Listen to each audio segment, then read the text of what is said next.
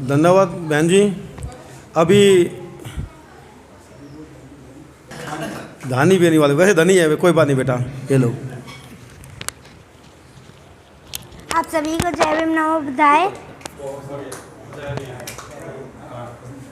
सभी बहन जी को वोट देना। बहन जी के हाथ मजबूत करो। जय भीम नमो बुद्धाय। अभी हमारे दिल्ली प्रदेश सचिव श्री उमेश जी को मैं बोलूँगा थोड़े दो शब्द अपने जो पार्टी के बारे में जो हमें समझाए।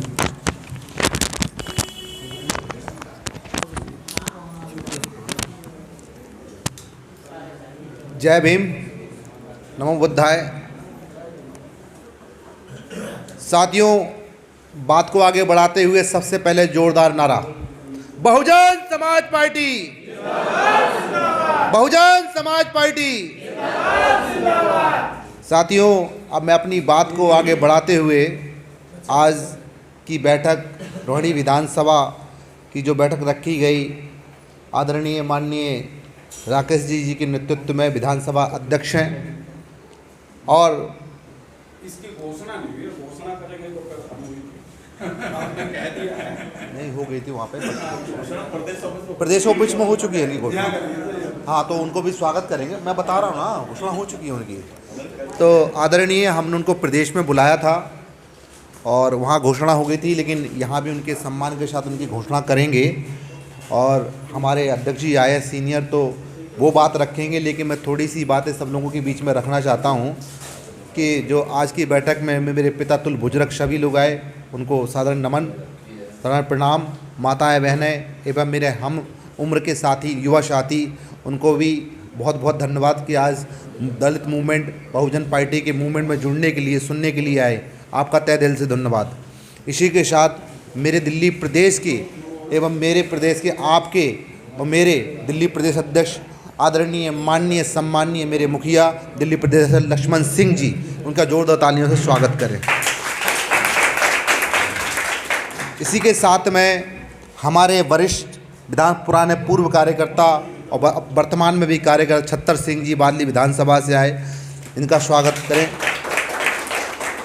और हमारे वकील साहब, अभी उन्होंने संदेश दिया जो समाज को बड़ा ही बहुत अच्छा संदेश दिया, क्योंकि हमारे ऐसे बुद्धिजीव लोग जब समाज के बीच में आते तो मुद्दे की बात करते हैं, समझना बहुत मुश्किल की बड़ी अच्छी बात है। साथियों, मैं उमेश पेपरैया नाम है मेरा। पिछले 26 जनवरी को हमने समता विकास पार्टी का विलय बहुजन समाज पार्टी में किया था। हम लोगों ने भी घर वापसी करी है, क्योंकि हमें बहन जी के हाथ मजबूत करने हैं। और गोंडवाना जो पार्टी का जो अभी गठबंधन हुआ है, वो भी हम लोगों ने ही मिलजुल के कराया है। और एक पार्टी विलय हुई, वो भी हम लोगों ने किया है। और एक पार्टी की भी दिल्ली में विचारधारा मानवर साहब चल रही है, उसको भी हम बहुजन पार्टी में लाने की कोशिश कर रहे हैं, क्योंकि हमको पता है अगर हम नहीं जागे तो ये लोग हमें लूट लेंगे, संविधान ख़त्म कर देंगे। इस समय हम जितनी भी SC ST OBC माइनॉरिटी के लोग हैं, सबको एक होने की जगह है। अभी हमें एक दूसरे पे उंगली उठाने की जगह नहीं है, क्योंकि हम आपस में सब भाई हैं। अभी विरोध नहीं करना, हमें सवाल नहीं करना। अब हमें अपनी बहन कुमारी मायावती जी को देश का प्रधानमंत्री बनते हुए देखना और बनाना है। अगर हमने संकल्प कर लिया तो निश्चित है, अगर हमने संकल्प ले लिया कि हमको बहन जी को प्रधानमंत्री बनाना है, तो कोई बड़ी बात नहीं, क्योंकि जो 3% लोगों को आप दिल्ली का मुख्यमंत्री बना सकते हो, क्या अपनी बहन जी को, अपनी बेटी को प्रधानमंत्री नहीं बना सकते देश की? क्योंकि सबसे ज़्यादा अभी भाई ने एक बात कही कि भाई कहीं भाजपा कहीं कांग्रेस, सबसे ज़्यादा प्रचार तो करने वाले तो हम ही लोग हैं। सबसे ज़्यादा प्रचार तो हम ही करने हैं, भाजपा कांग्रेस वाले। प्रचार कौन करते हैं भाई? वो आपके बारे में कभी बोलते हैं? नहीं बोलते वो भाई। पहले नंबर की पार्टी आप खुद कहते हैं वो है। तो आपको पता है, ये चुनाव आयोग ने भी खुद कहा है कि बहुजन समाज पार्टी देश की तीसरे नंबर की सबसे बड़ी पार्टी है। आपको पता है, राष्ट्रीय पार्टी है। आज हम दूसरों का प्रचार करने से अच्छा अपने लोगों को अपनी पार्टी का प्रचार करें तो संदेश पूरे देश में जाएगा। सोशल मीडिया पर देखा, हमारे ही समाज के कुछ 1932 के चमचे जो अपने आप को अम्बेडकरवादी बाबा साहब का अनुयायी, कांसीराम साहब का अनुयायी, सारे कुछ अपने आप को कहते हैं, लेकिन बंद कमरे में प्लेट में जाके मनुवादियों के पैर चाटते हैं। बिल्कुल सही है। ये दूसरी बात। और ये वो लोग हैं ये वो लोग हैं ये 131 सांसद बैठे आज एक समस्या बहुत बड़ी बहुजन समाज पार्टी की, आज मैं ताकत बता देता हूं आज आपको।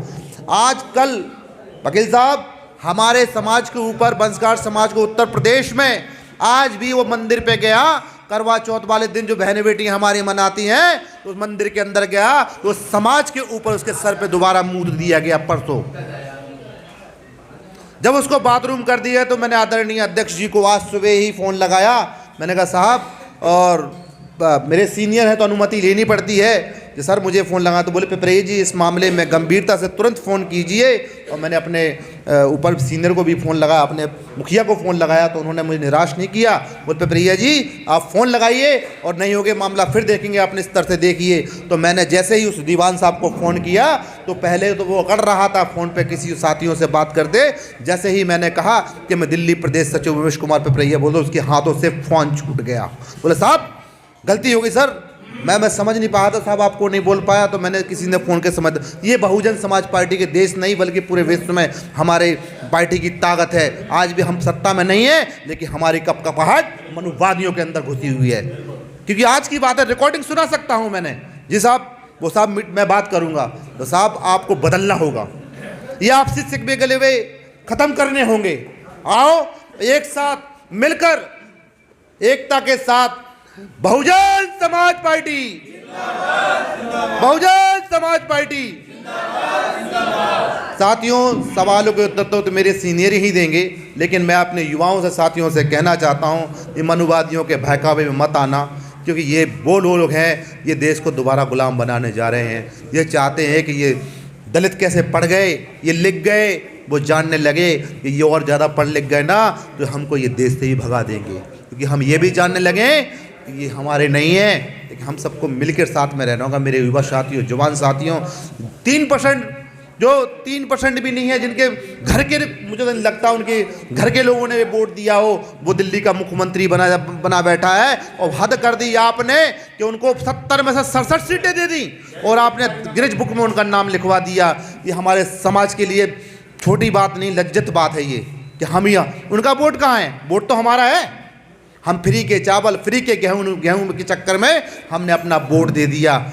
वो हमारे वोट पे वो राज कर रहे हैं और हम आपस में कहते हैं ये काम नहीं कर रहे, वो काम नहीं कर रहे, ये काम नहीं कर रहे, ये फलाना अध्यक्ष। ये बातें छोड़िए, हमको उन मनुवादियों को लड़ाना है और हमको अपनी पार्टी के लिए तन मन और धन से काम करना है।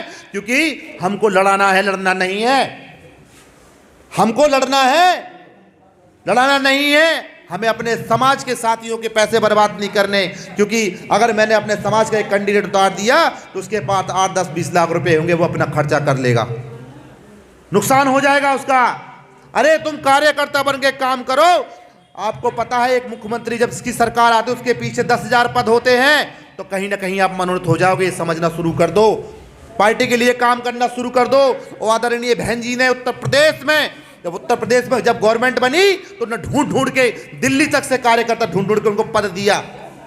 आप टिकट की बात कर रहे हो, उन्होंने ढूंढ के लोगों को पद दिया कि लीजिए अपना अधिकार, लीजिए अपना हिस्सा, लड़िए। सबको नौकरियां दी, 4 जमीनें दी, आर्थिक मुक्ति पे भी उनने काम किया, जमीनें बांटी, पट्टे बांटे।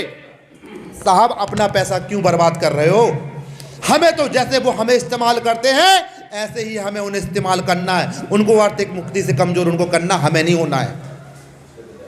ये साथियों बहुत समझने वाली बात है, लंबा नहीं खींचूंगा और थोड़ी सी 1 मिनट की बात और कहूँगा।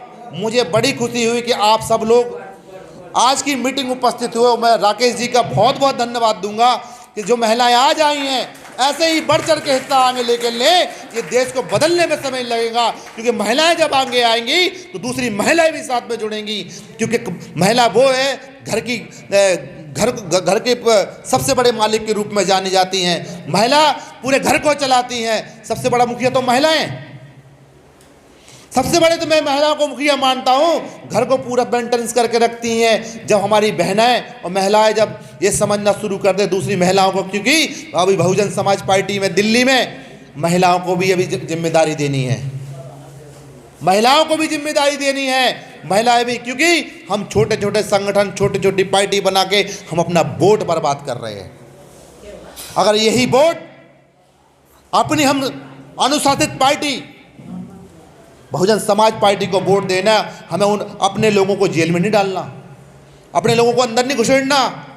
क्योंकि जो हमारी बहन जो भी नीतू जी बैठी है, तो हमारी दिल्ली प्रदेश की टीम 2 महीने पहले पूरी टीम के साथ, पूरे दल और बल के साथ हम लोग गए थे और डंके के चोट पे हमारे प्रदेश अध्यक्ष जी ने बात रखी थी, हमारे केंद्रीय प्रभारी सीपी सिंह साहब ने बात रखी थी पूरे प्रदेश की, उसकी रिकॉर्डिंग है। और 6 तारीख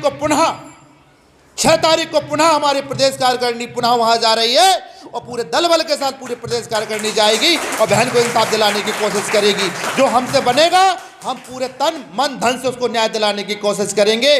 बात आप समझनी होगी कि 2-2 महीने बैठने के बाद हमको अन्याय नहीं मिला, क्योंकि मनुवादी सरकार जब तक बैठने पड़ेगी। आपके पास 1 साल 6 महीने बचा है, इस मनुवादियों से बदला लेना है तो इनसे वोट से बदला लो, इसको कुर्सी से हटा दो। जब तुम्हारा व्यक्ति हट जाएगा तो उस बहन को भी न्याय मिल जाएगा।